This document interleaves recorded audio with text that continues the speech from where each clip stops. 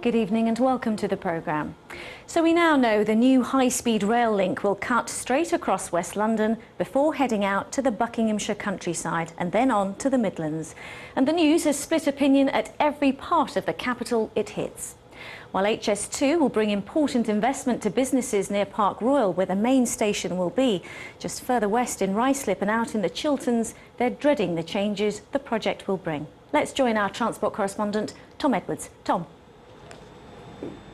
Yeah, I'm in Drummond Street, not far from Euston. HS2 isn't just about the countryside and the suburbs, it's about places like this in the inner city. If it goes ahead, nearly 300 homes could be destroyed not far from here, and businesses here are also really concerned.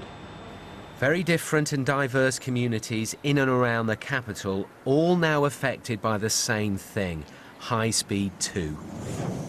In northwest London this morning, a bittersweet victory. Ruislip gets a 2-mile tunnel. The mayor's claiming some credit for that, but it won't stop campaigners. The option of a tunnel should have been from the very beginning.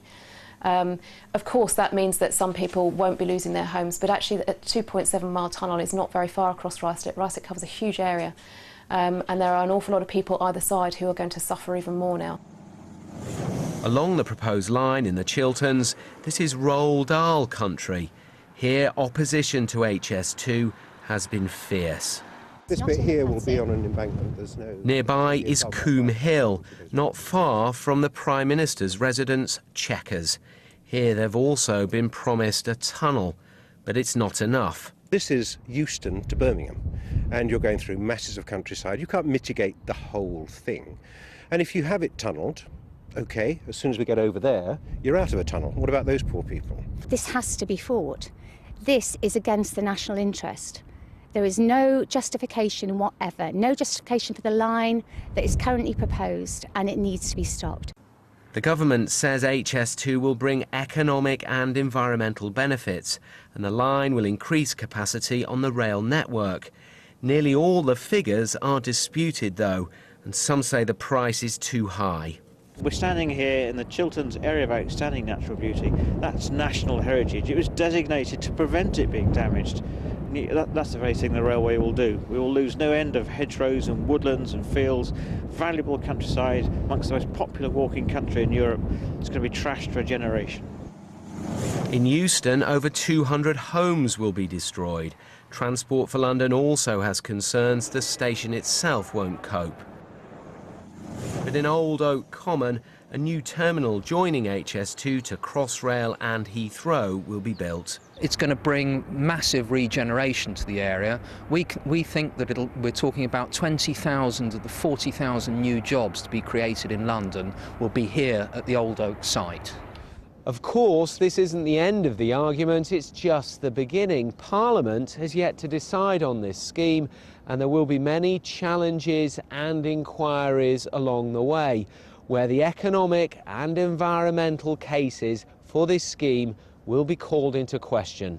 And come an election, expect many anti-HS2 independent candidates. Yeah, we've come inside one of the restaurants here on Drummond Street because I wanted to speak to one of the community leaders, one of the restaurant owners here, Mohammed Salik. What has the reaction been from the community today? I think the community is very upset. They are very, very upset and devastated that this has gone through. Beside all this petitions and all that went through, but it still went ahead, and they are very upset. And is the threat very real for them now, do you think? After hearing today's decision, I think it is. It is. I think the community are very now scared, and that. And what about you? You've built up this business over a number of years, your family. I mean, what does it mean now as a business? What next? We are now, I tell you, we're sort of, it's a standstill situation. We don't know what the outcome's going to be. The years of work and the blockage of the road, the pollution, and no through road from Euston to coming to Drummond Street, it'll be devastating. as a businessman, it would be devastating for every business in Drummond Street. Okay, thanks very much. Some concerns there. If this scheme does go ahead, first passengers should be able to get on it by 2026. Long way to go yet. Riz. Tom from Euston, thanks very much. Tom Edwards, our transport correspondent there. Well, we asked the Transport Secretary Justine Greening, who's also the MP for Putney, Roehampton and Southfields, to join us. She declined. Returning now to our top story, and news that HS2, the rail link between London and Birmingham, has been given the go-ahead.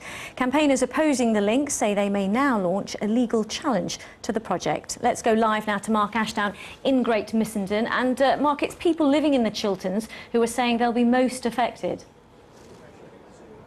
Well, Riz, this area sits right on the route, and in the pub this evening, it's all anyone's talking about. Now, it's just a few miles outside the M25 here, and it took me about 45 minutes on the train from London to here tonight. Now, in the brave new world of HS2, I could have got from London to Birmingham, and that, the government says, is the business case, the economic sense for it, if you like. But people around here will say the cost of their lives is a price not worth paying. Let's have a chat with a couple of locals here, Jackie and Tom. Jackie first. How do you greet today's news, and how will it affect you, I suppose? Well, it's devastating. I mean, the route is actually going to be 200 metres from the back of my garden, and, you know, it's a 4-lane motorway.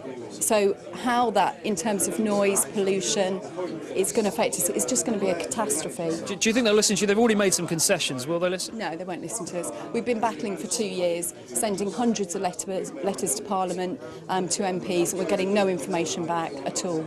OK. Tom, about a dozen people have said they're going to try and stand as MPs to try and raise this issue. You'll obviously support it as you live here, but will you get wider support, do you think?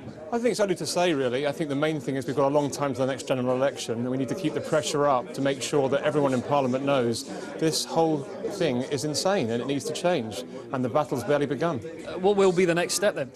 I think it's a lot of things. I think it's a lot more pressure on MPs. It's thinking at legal routes and all kinds of other stuff. I mean, people are really upset here tonight. It's not just here, it's all up and down the line. There's lots of people whose lives are on hold because of a policy that is absolutely ridiculous.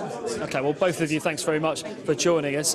So they're certainly not giving up here this evening, but the march of progress, if you like, wants to come through here. The question, though, now is how much of a stumbling block these people will be. Mark from Great Missenden, thank you.